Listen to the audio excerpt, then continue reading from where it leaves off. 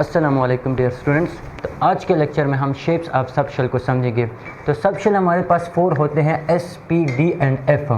S stand करता है sharp के लिए, पी स्टैंड करता है प्रिंसिपल के लिए, डी स्टैंड करता है डिफ्यूज के लिए और एफ स्टैंड करता है फंडामेंटल के लिए। तो सब शेल है 4, लेकिन यहाँ पे हम 3 सब शेल की शेप को क्या करेंगे, डिस्कस करेंगे। एफ सब शेल की शेप को हम डिस्कस नहीं करेंगे, क्योंकि अगर आप किसी भी एफईसी बुक में देखें तो वहाँ पे इसको डिस्कस नहीं किया गया है। क्यों? क्योंकि वहाँ पे सिंपल ये कहा जाता है कि एफ सब शेल की जो शेप होती है वो क्या होती है, कॉम्प्लिकेटेड। तो फर्स्ट ऑफ ऑल हम एक्सप्लेन करते हैं एस सब शेल की शेप को। तो अगर आप लोग देखते हैं एस सब शेल की शेप को, तो एस आप लोग के पास क्या होता है, स्फेरिकल इन शेप होता है। एस आप लोग के पास स्फेरिकल शेप का होता है।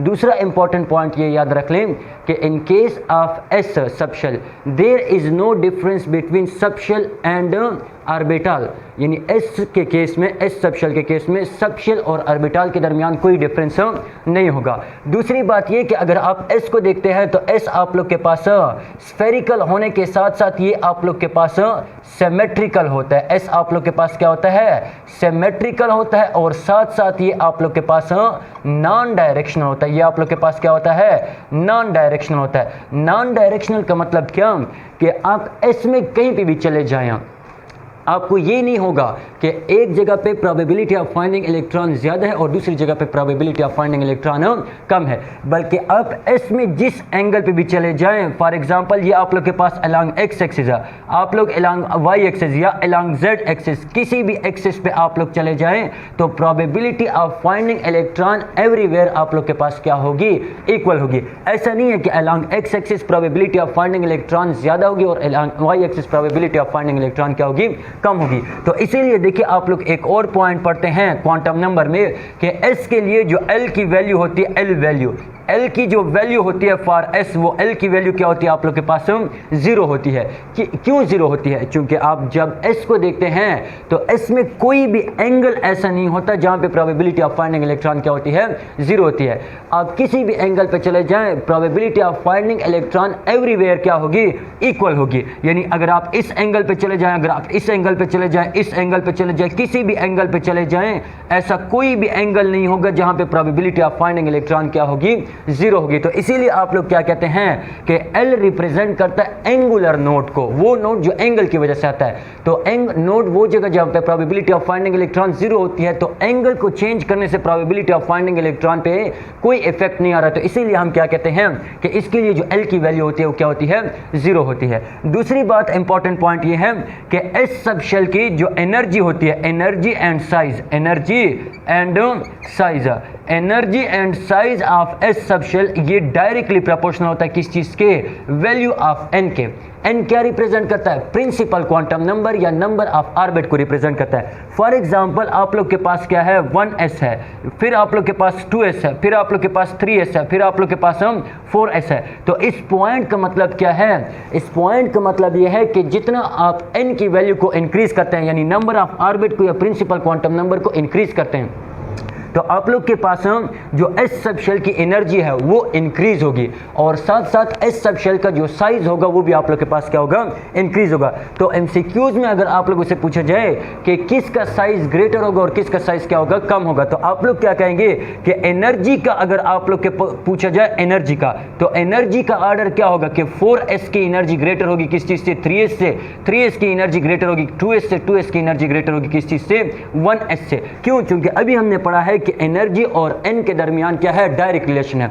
जितना आप एन को इंक्रीज करेंगे एनर्जी आप लोग के पास क्या होगी, इंक्रीज होगी। इसी तरह अगर आप लोगों से साइज का पूछा जाए कि किस सब शेल की या किस ऑर्बिट का साइज आप लोग के पास ज्यादा होगा, 4s का यानी 4th ऑर्बिट का साइज ग्रेटर होगा 3rd का, 2nd का या 1st का, तो इसमें आप फिर से यही लिख देंगे कि 4s का जो साइज है वो ग्रेटर होगा 3s से, 3s का साइज ग्रेटर होगा 2s से, और 2s का साइज ग्रेटर होगा किस चीज से, 1s से। तो ये एस सब शेल के बारे में इंफॉर्मेशन थी कि एस सब शेल आप लोग के पास स्फेरिकल होता है, सिमेट्रिकल होता है, साथ साथ ये आप लोग के पास नॉन डायरेक्शनल होता है। नॉन डायरेक्शनल का मतलब क्या कि probability of finding electron everywhere क्या होती है, इक्वल होती है। ऐसा नहीं है कि इस एंगल पे प्रोबेबिलिटी ऑफ फाइंडिंग इलेक्ट्रॉन ज्यादा है और इस एंगल पे प्रोबेबिलिटी ऑफ फाइंडिंग इलेक्ट्रॉन कम है, बल्कि आप जिस एंगल पे भी जाते हैं तो प्रोबेबिलिटी ऑफ फाइंडिंग इलेक्ट्रॉन क्या होती है, इक्वल होती है। इसके बाद जो नेक्स्ट आप लोग के पास आ जाता है वो shape of P sub shell आ जाता है, यानी पी सब सब शेल।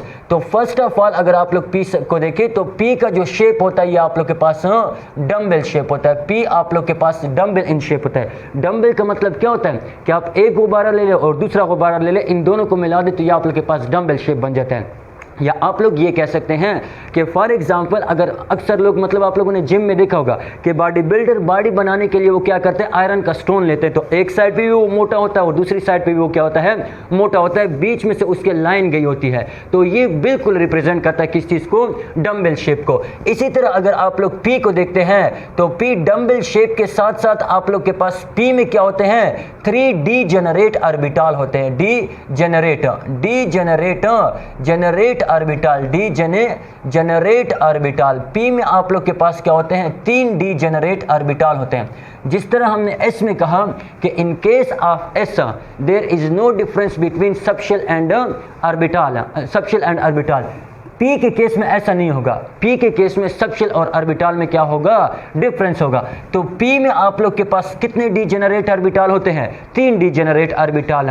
यानी किसी भी सबशेल में नंबर ऑफ ऑर्बिटल को कैलकुलेट करने का फार्मूला होता है 2l+1। अगर आप लोगों से कोई पूछे कि एस में कितने ऑर्बिटल है तो एस के लिए एल की वैल्यू क्या होती है, 0। आप यहाँ पे सिंपल क्या पुट कर देंगे, 0 to 2 × 0 + 1 that is equal to 1। तो एस में आप लोग के पास कितने ऑर्बिटल होते हैं, 1 ऑर्बिटल होता है। इसी तरह देखिए अगर पी में आप लोगों से पूछा जाए तो पी के लिए एल की वैल्यू क्या होती है, 1 + 1 दैट इज इक्वल टू 2, 2 + 1 से आप लोग के पास आ जाएगा 3। तो पी में कितने ऑर्बिटल आप लोग के पास होते हैं, 3 ऑर्बिटल होते हैं। और ये डीजेनरेट होते हैं। डीजेनरेट का मतलब क्या कि इनकी एनर्जी जो है वो आप लोग के पास सेम होती है। अच्छा, इसी तरह अगर आप लोग देखें तो नेक्स्ट पॉइंट जो आप लोग के पास आ जाता है वो ये आता है कि पी में जो आप लोग के पास पी जो है ये आप लोग के पास क्या होता है, पी आप लोग के पास होता है कि ये हमारे पास बाई लोब होता है। यानी पी में आप लोग के पास कितने लोब्स होते हैं, 2। By means 2, lobes means lobes. यानी पी ऑर्बिटल में हमारे पास 2 लोब्स होते हैं। अच्छा, दूसरी बात ये कि अगर आप लोग इसके शेप को ड्रा करते हैं तो शेप इन सब के लिए सेम होगा, चाहे 2p है। यानी p 1 से तो नहीं स्टार्ट होता, 1p तो नहीं होता। आप लोग के पास 2p होता है, 3p होता है, 4p, 5p इस तरह होता है। तो कोई भी p हो उसके लिए शेप सेम रहेगा, लेकिन ओरिएंटेशन आप लोग के पास क्या होगी, डिफरेंट। कैसे कि 3 डीजेनरेट ऑर्बिटल कौन से आप लोग के पास, px है, py है और साथ साथ आप लोग के पास क्या है, pz है। तो देखिए हमारे पास in case of px electronic density जो है वो अलोंग x एक्सिस क्या होगी, मैक्सिमम होगी। In case of py electronic density along y axis maximum होगी। In case of pz electronic density जो है वो अलोंग z एक्सिस मैक्सिमम होगी। p के लिए जो l की वैल्यू होती है वो l की वैल्यू क्या होती है, 1। क्यों, क्योंकि आप लोग ये कहते हैं कि p में एक ऐसा एंगल होता है जिसमें प्रोबेबिलिटी ऑफ फाइंडिंग इलेक्ट्रॉन क्या होती है, 0 होती है। यानी अगर आप लोगों से कोई पूछे कि why s is spherical and p is dumbbell, तो आप लोग ये जवाब दे सिंपल कि s के लिए l की वैल्यू 0 होती है और p के लिए l की वैल्यू क्या होती है, 1 होती है। तो l की वैल्यू 0 होने का मतलब क्या कि ऐसा कोई भी एंगल नहीं होता जिस पे प्रोबेबिलिटी ऑफ फाइंडिंग इलेक्ट्रॉन क्या होती है, 0 होती है। जबकि p के केस में l की वैल्यू यानी एंगुलर नोड आप लोग के पास 1 होता है, जिसकी वजह से एक ऐसा एंगल आता है जिसमें प्रोबेबिलिटी ऑफ फाइंडिंग इलेक्ट्रॉन 0 होती है, जिसकी वजह से p आप लोग के पास क्या होता है, डम्बेल शेप का होता है। तो in case of along px electronic density जो है वो आप लोग के पास मैक्सिमम होगी अलोंग x एक्सिस। तो ये आप लोग के पास एक लोब हो गया और ये आप लोग के पास क्या हो गया, दूसरा लोब। इसको मैं इस तरह से शेडेड भी कर दूंगा। ये शेडेड जो मैं कर रहा हूं इसका मतलब क्या है कि यहाँ पे आप लोग के पास इलेक्ट्रॉनिक डेंसिटी क्या है, मैक्सिमम है। तो ये आप लोग के पास x एक्सिस है, ये आप लोग के पास क्या है,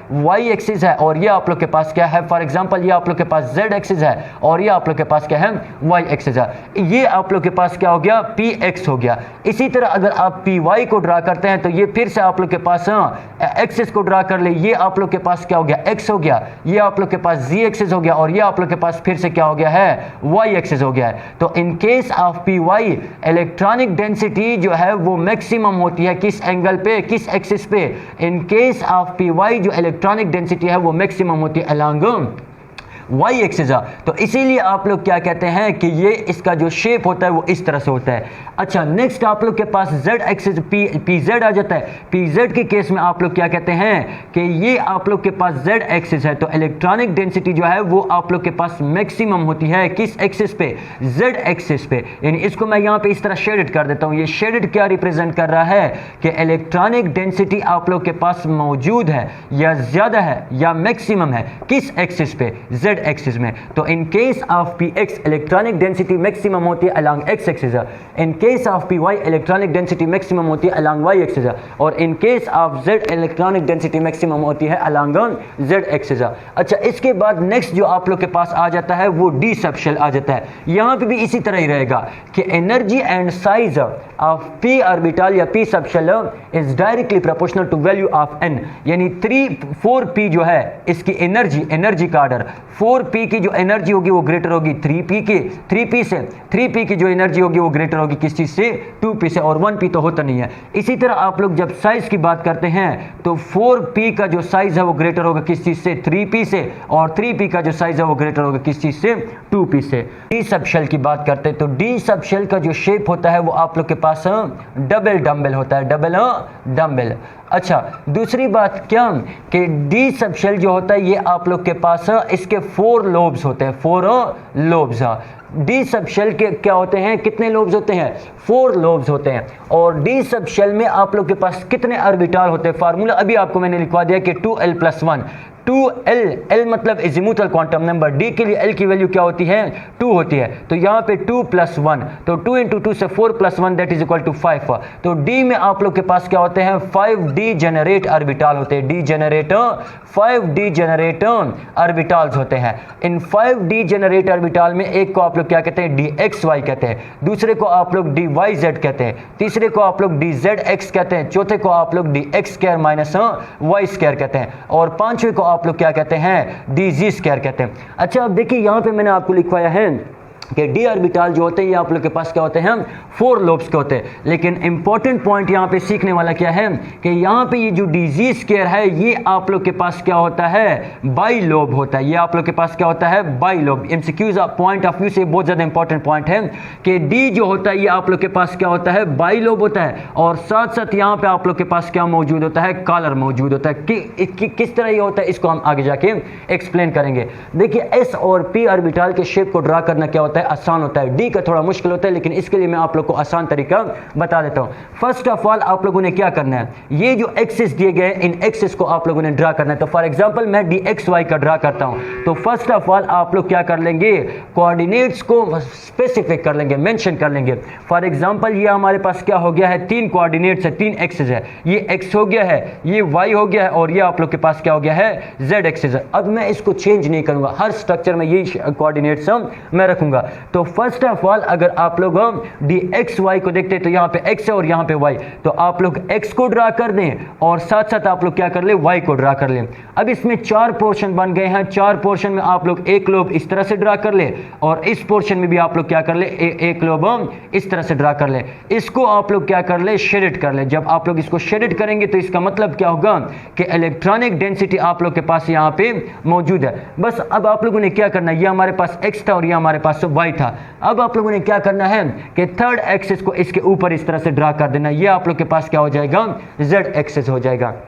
इसी तरह देखिए, अगर मैं स्ट्रक्चर ड्रा करता हूं किस चीज का, अगर मैं स्ट्रक्चर ड्रा करता हूं dyz का, तो फर्स्ट ऑफ ऑल मैं कौन से एक्सिस को ड्रा कर लूंगा, एक dy को ड्रा कर लूंगा और एक आप लोग के पास z एक्सिस को। तो फर्स्ट ऑफ ऑल मैं क्या कर लेता हूं, z एक्सिस को ड्रा कर लेता हूं। ये आप लोग के पास क्या है, y एक्सिस है, ये हमारे पास y एक्सिस है, और आप लोग के पास जो दूसरा ये क्या है, z एक्सिस है। अब फिर से देखिए इसमें क्या बन गए हैं, 4 पोर्शन बन गए हैं। तो 4 पोर्शन में आप लोग क्या कर लेंगे, इस तरह से 2 लोब क्या कर लेंगे, ड्रा कर लेंगे, और थर्ड जब 2 लोब आप लोग इस तरह से ड्रा कर लेंगे, एक एक्सिस आप लोग के पास जो रह गया था, इस एक्सिस को आप लोग फिर से इस तरह, इसको आप लोग अब क्या कर देंगे, शेडेड कर देंगे। ये जब शेडेड है तो मतलब क्या कि इलेक्ट्रॉनिक डेंसिटी जो है वो आप लोग के पास dyz में इलेक्ट्रॉनिक डेंसिटी जो है ये आप लोग के पास मैक्सिमम होती है, किस चीज में, y और z में होती है। इसी तरह अगर डी जेड एक्स का पूछा जाए तो फर्स्ट ऑफ ऑल आप लोग क्या कर लेंगे, जेड एक्सिस और एक्स एक्सिस को ड्रा कर लेंगे। तो ये एक्स एक्सिस हो गया है और ये आप लोग के पास क्या हो गया है, जेड एक्सिस है। फिर से 4 पोर्शन बन रहे हैं, तो इसके दरमियान आप लोग एक लोब इस तरह से ड्रा कर लेंगे और एक लोब यहाँ पे ड्रा कर देंगे और दूसरा लोब यहाँ पे। इसको अब आप लोग क्या कर ले, शेडेड कर ले। जब आप इसको शेडेड कर लेंगे तो इसका मतलब क्या होगा कि इलेक्ट्रॉनिक डेंसिटी जो है वो यहाँ पे मैक्सिमम है। ये आप लोग के पास क्या है, एक्स, और ये आप लोग के पास क्या है, जेड। बस अब लास्ट वाला आप लोग का रह गया है, तो इस लास्ट वाले को यहाँ पे ड्रा कर ले। तो ये आप लोग के पास क्या हो जाएगा, वाई एक्सिस हो जाएगा। अच्छा, d x square minus y square तो बहुत ज़्यादा आसान है। ये आप लोग डी एक्स को ड्रा कर दे और ये आप लोग के पास हम डी वाई। बस अब आप लोगों ने क्या करना है, इसके बीच ड्रा नहीं करना। अब इसके बीच लोब नहीं ड्रा करने। D x square minus y square, ये स्क्वायर का मतलब क्या है कि इलेक्ट्रॉनिक डेंसिटी एक्स पे होगी और वाई पे होगी। तो एक लोब आप लोग के पास यहाँ पे आ जाएगा और एक लोब यहाँ पे। एक लोब को इस तरह से ड्रा कर ले और एक लोब को इस तरह से। इसको अब आप लोग क्या कर ले, शेडेड कर ले। जब इसको आप लोग क्या कर लेंगे, शेडेड कर लेंगे, तो मतलब क्या कि d x square minus y square में इलेक्ट्रॉनिक डेंसिटी मैक्सिमम है किस चीज़ पे, एक्स और वाई पे। थर्ड एक्सिस रह गया, उसको आप लोग इस तरह से जो है वो क्या कर ले, ड्रा कर ले। और लास्ट में आप लोग के पास डी जेड एक्सिस आ जाता है। तो जेड आप लोग ड्रा कर लें। जेड एक्सिस पे आप लोग क्या कर लें, बाई लोब। चूंकि हम ऑलरेडी कह चुके हैं कि जेड एक्सिस आप लोग के पास वाई डी में ऐसा ऑर्बिटल है जो क्या होता है, बाई लोब होता है। और यहाँ पे इसमें क्या होता है, आप लोग के पास कॉलर, इस तरह कॉलर मौजूद होता है। बस बाकी 2 लोब जो रह गए हैं एक्सिस, उसको आप लोग क्या कर ले, इस तरह से जो है वो ड्रा कर लें। तो ये आप लोग के पास क्या होते हैं, शेप ऑफ डी ऑर्बिटल होते हैं। आसान सा तरीका मैंने आप लोग को बता दिया है। तो उम्मीद है कि आप लोग को समझ आई होगी। मुझे इजाज़त दीजिए, अल्लाह हाफिज़।